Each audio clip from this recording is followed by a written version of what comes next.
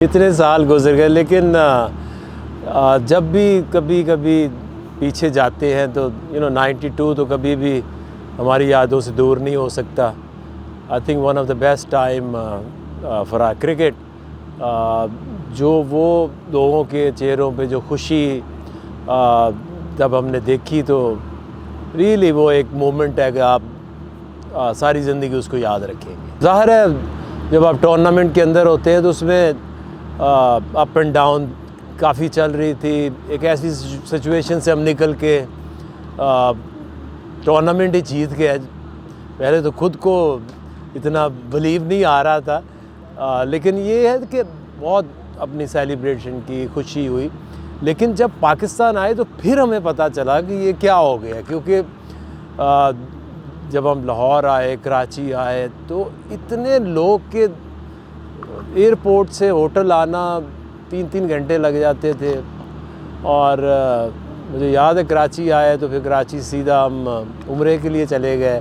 वापस आए तो सारे जो मेन सिटीज़ हैं वहाँ पे हमने विज़िट किए। लाहौर हो गया, इवन कोयटा भी मेरे ख्याल गए थे, इस्लामाबाद। तो जो खुशी और तब फील हुई कि ये कुछ बड़ा काम हो गया है। सो आई थिंक कि जिस तरह से लोगों की वो जो खुशियाँ आप चेहरों पे देखते हैं आज भी वो ज़हनों में ताज़ा हैं। कोई ऐसा एक प्लेयर आपको नहीं मिलेगा उस पूरे टूर्नामेंट में कि जो ये कहे कि ये सारा टूर्नामेंट ना उस एक प्लेयर का आउटस्टैंडिंग हुआ है।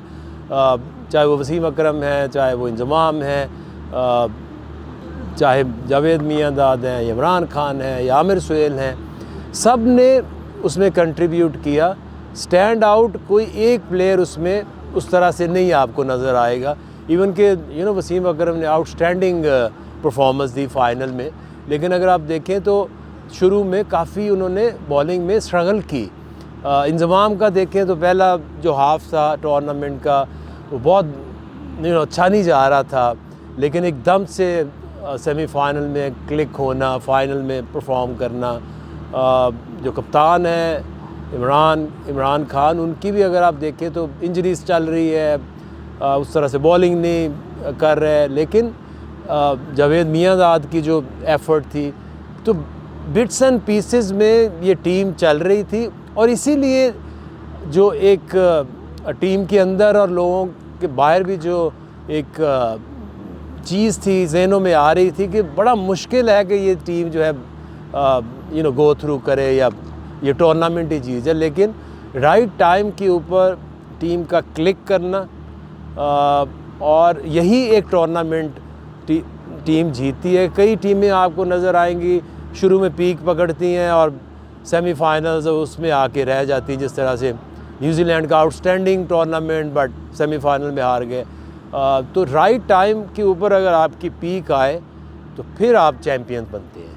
जर्नी जो थी शुरू में कोई अच्छी नहीं थी, कोई बारिश हो गई उसने हमें फेवर की, और मैचेस काफ़ी हार गए। लेकिन एक पॉइंट था कि ऑस्ट्रेलिया से जब मैच था तो उस दिन जो परफॉर्मेंस टीम की आई, क्योंकि उसके बाद ये था कि इसके बाद कोई आपके पास दूसरी ऑप्शन नहीं है।